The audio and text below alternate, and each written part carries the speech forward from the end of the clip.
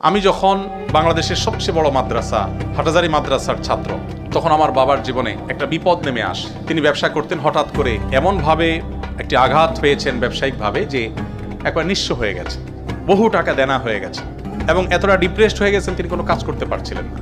আমি তখন ছোট মানুষ ছিলাম, অনেক বেশি বুঝতাম যে তা না, আল্লাহ তাআলা কমন সেন্স দিয়েছেন, সেটা দিয়ে আমি চিন্তা করলাম সবাই হাটহাজারি মাদ্রাসা ভর্তি হওয়ার জন্য স্ট্রাগল করে, বড় মাদ্রাসা ভর্তি হওয়ার জন্য চেষ্টা করে। আমি অলরেডি সেখানে অ্যাডমিট আছি, ভর্তি আছি।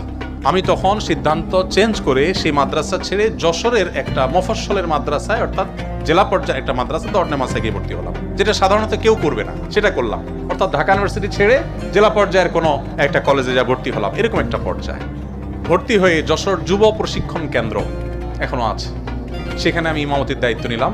600 টাকা মাসে বেতন আমার। এই টাকা প্রতি মাসে বাবার হাতে তুলে দিতাম। একটা বাইসাইকেল সেখানকার একজন সিনিয়র